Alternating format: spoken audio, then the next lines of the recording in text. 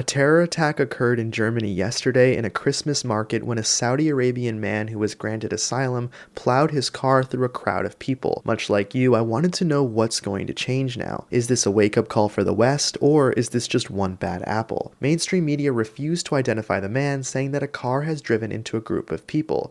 JD Vance replied, "Who was driving the car?" That response got 18 million views. Elon Musk says that traditional parties in Germany have utterly failed the people. AfD is the only hope for Germany. So I reached out to members of the AfD who are also part of the German parliament to get their point of view on the attack and what they think will happen next. And I am extremely honored to be granted these interviews on such short notice. My name is Gordon Köhler. I am 37 years old. I am born, grow up in Magdeburg, so it's my hometown. I'm work there. I am a parliamentarian. I am a representative of the parliament Saxony-Anhalt. It's like a state parliament, or maybe a federal state, like in the United States, a small one. We have Yeah. just 2 million inhabitants in Saxony-Anhalt. Yeah. Can you tell about maybe just some of the major differences that you see between the parliament and how it works here? Just curious. In the German parliament system, you have more political parties. So in America, you have just the Democrats and the Republicans, and here you have maybe the alternative for Germany. You have the Christ Democrats, you have socialists, you have free liberals.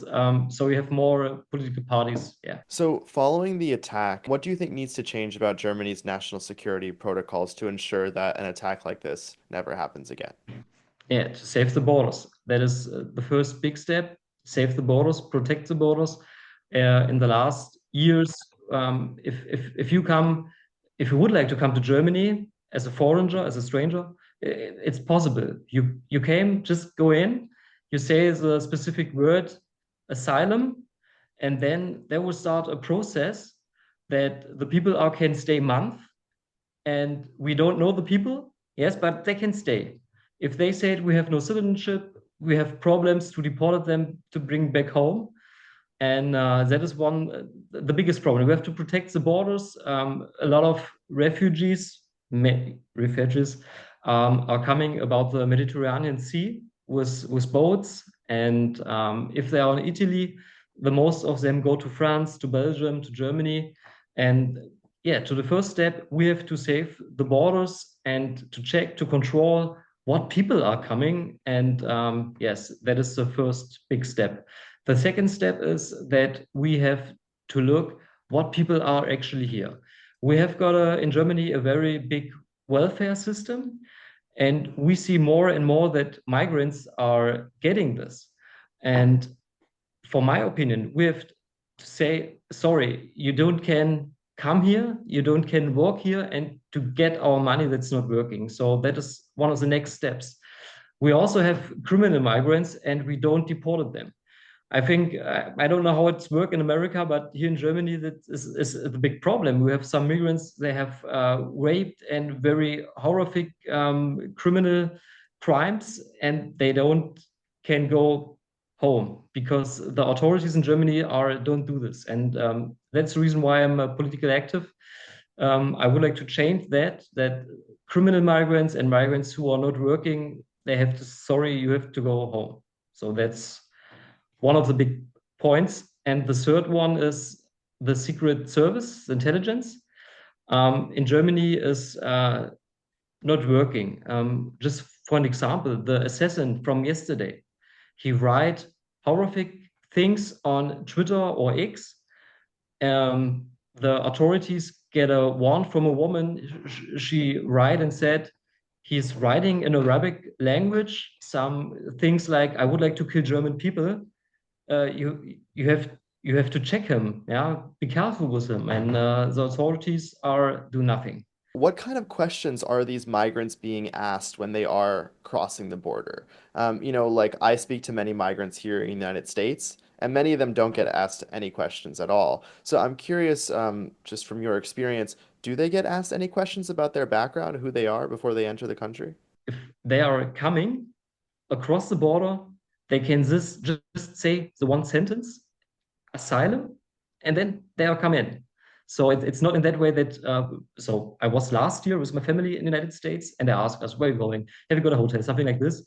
Um, they get not these questions if they are on the border Okay, so all they need to do is say asylum and they get let in. Do they and get then come in. resources as Yes. well? So in United States, a lot of them get free shelter and Social Security, all types of other benefits. You mentioned though some benefits as well. What exact benefits are they getting? Okay. So in German, it's called Bürgergeld, like citizen money. I think it's the right translation. And they get 500 euros and they are getting the apartment, the money for the whole apartment. And they are come in the insurance system for health. So if have they problems with the teeth or something like this, they can go to the doctor and the German society pay for it. So Wow. So if I've you're I've so I've if you're a citizen, you don't get that paid for, but if you're a migrant and you claim asylum, you get it. So yeah. why? Why do you think the German government is doing that? What is the larger game that they're playing? Mm. To the first, we have a left government, and I think one of the reasons why we Germans do this is our history. And a lot of people, if I talk with them, the left ones, they always say we have responsibility from our history. We have to help them. They are refugees. And look at our history, we have to help them. So that is the motivation of the left one. Yes. Understood. Have you already seen a political shift after this horrible attack? Today there are a lot of demonstrations in Magdeburg. Today we was in a vigil today, but now at this moment are in Magdeburg two demonstrations, one of the left, one of the far right. You see the media are very afraid about this, and they are right that the assassin have contact to my political party, but it's not true. It's yes, it's crazy what they said, and I think it will be changed something. We have in 2 months elections for the Bundestag. It's the highest parliament in Germany. I'm very sure about it that that was happened or change the votes. Yes. Yeah. You mentioned that there was a far left demonstration. What are they saying after the attack?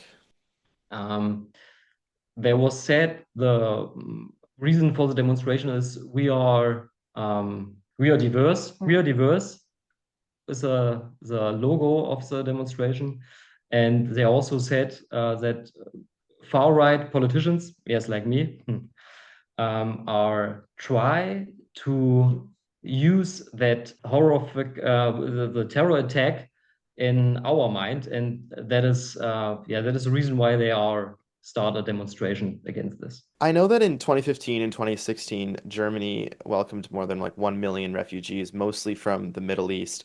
Do you think that mass deportations should take place even for those that came into the country back then? If you look the last 10 years, I know in 2015 there come 1 million, but the years after them are coming a lot of hundreds and thousands again and again. So we talk about a lot of people, and I have my own opinion is that we have to look what people, yeah, if they're criminal, if they're illegal. If, it sounds very hard if I say that, but yes, we have to do this. We need it. We have, as a nation, as German peoples, to look on our own protection. And the truth is that is a risk. You the people are coming. You don't know if that very that person is it another person. It's so we are losing the control about it. So yes, we have to start with deported and to protect our interests and our people. Yes. Right. You mentioned criminal past, but let's say they don't have a criminal past, because we're going through something very similar in the United States, obviously, as you know. Say they don't have a criminal past, but you don't know anything about them. Would you advise that they get deported and then come back legally, or how would you like to see that happen? Hmm.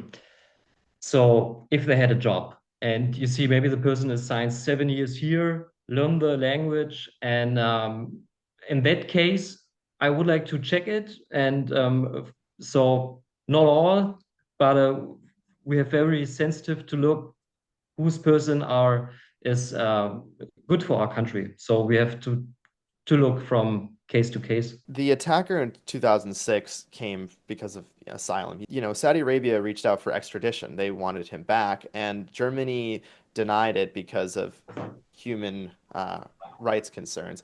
Do you think that those, do you think that's the actual reason that Germany denied the extradition, or is it something else for why they denied it? That is a very, very good question. So, um, uh, I'm sorry, I have not a very good answer on that. When the attacker initially arrived in Germany, he declared himself an atheist. Um, and in doing so, I think that he probably did it so that he could be more likely to be granted asylum.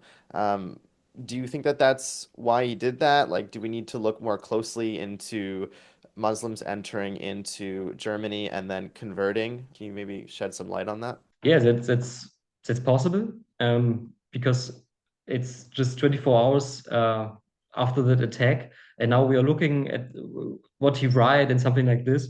I have a colleague; he's speaking fluent Arabic, and he lived 1 year in Syria 20 years ago, and he speaks the language. And we are looking what write that assassin on X on Twitter, and from now we are looking some people are saying, or he write, he was for the Muslim Brotherhood. It's I think it's not very clear what's going on in his mind. Today, the German media said he take Wait, I drugs. don't hear you So anymore. Hold on. so you go in a country, live 20 years normal, and then you're going to an attack.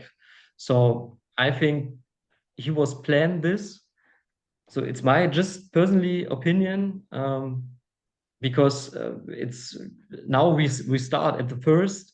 What was it for a guy? What right what he doing and something like this.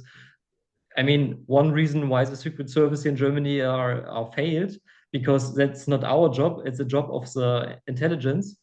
Yeah, but my opinion is, and I mean, he's no more a Muslim, and then he drive into a Christmas market.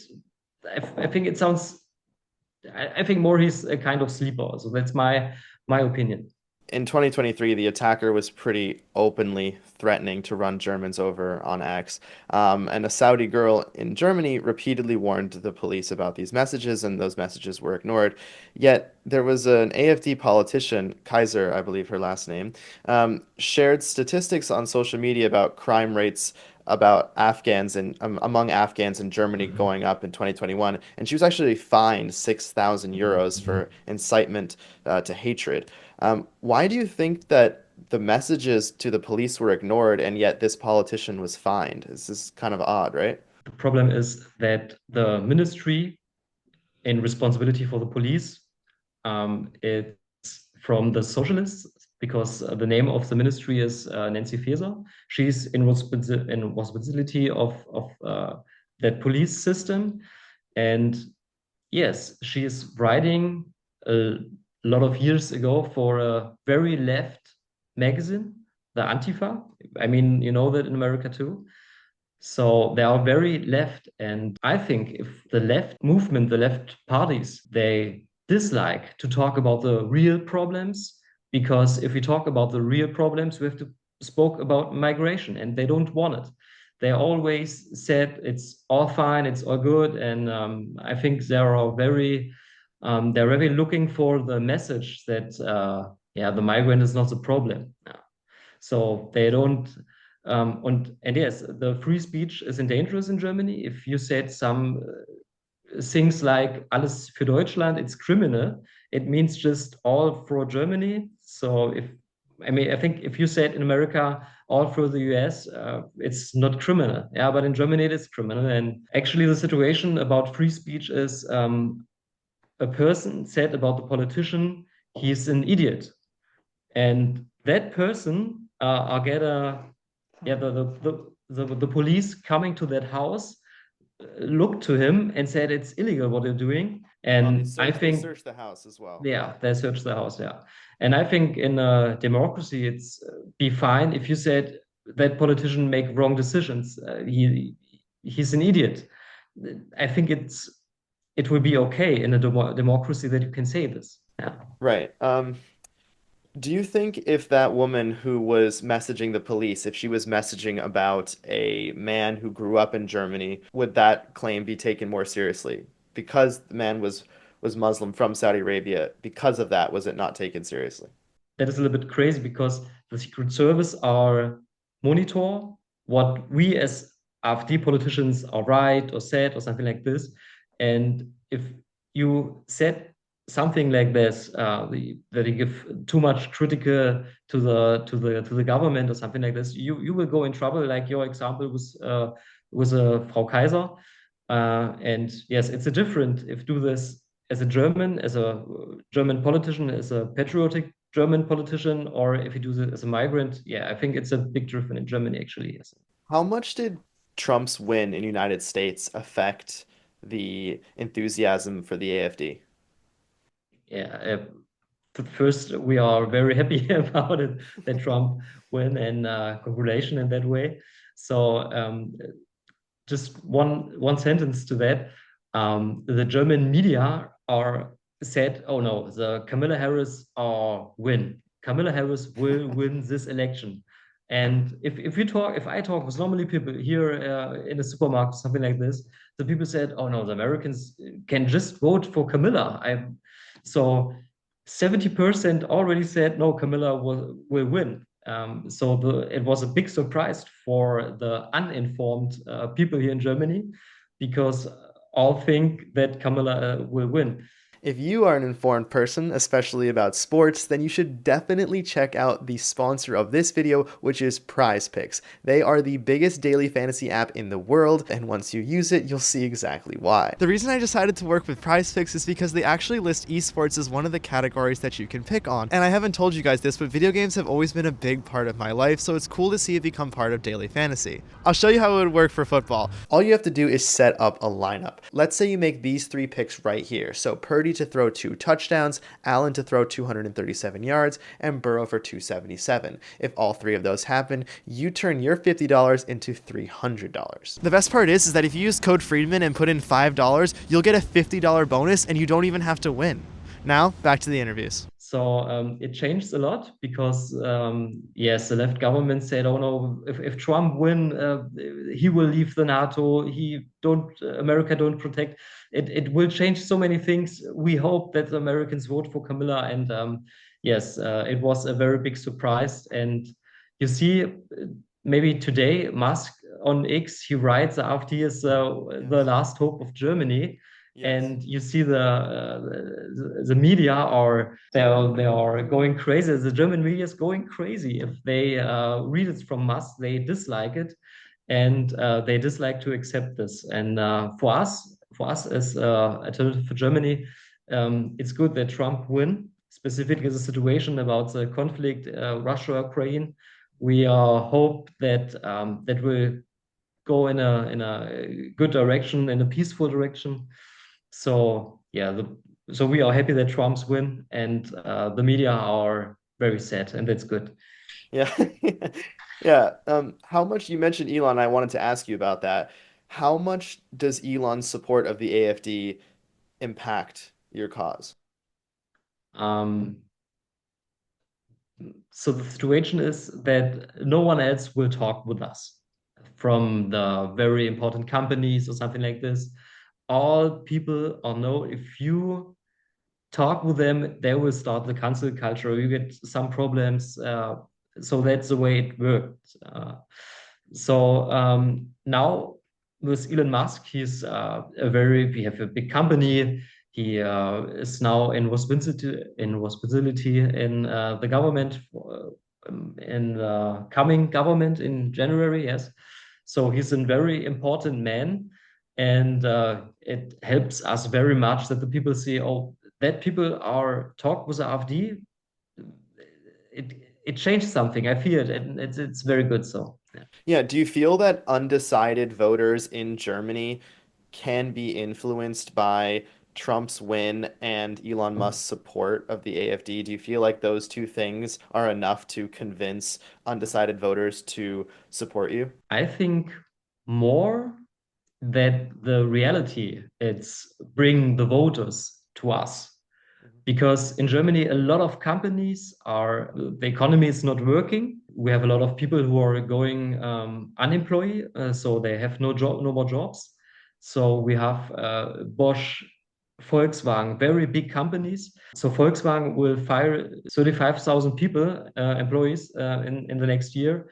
And the reality is the criminal rate is going up. The people have not enough money, and the economy it's not working. So, and I mean the conflict in the east. The reality said that we are right. I hope that all come together, and then we will get a lot of more voters for the next elections. I want to ask you, what do you think the United States reaction should be to this attack in Germany? How should we change our security protocols as well? Because this is a wake-up call, I think. The assassin have a conflict with Islam, and I said, so the whole conflict born in Saudi Arabia, it's come to Germany.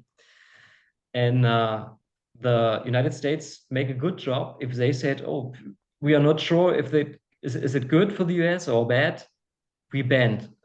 I think it's a good way. So I said, do it again.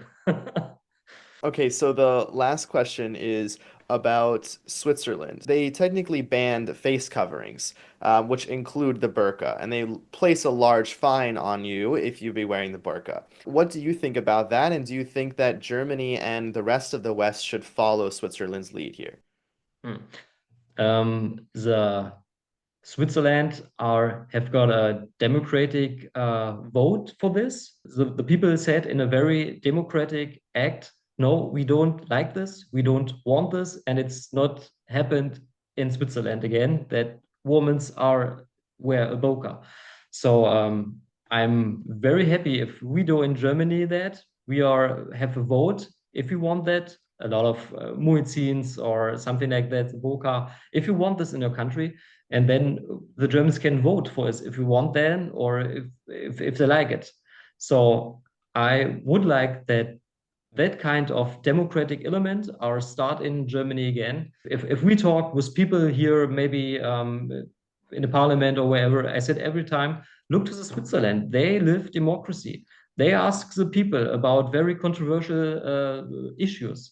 Mhm. Let's do it again here. So why are you afraid? You talk every time So from so democracy. understood. So yeah, So you would want the people of Germany to vote on such a decision?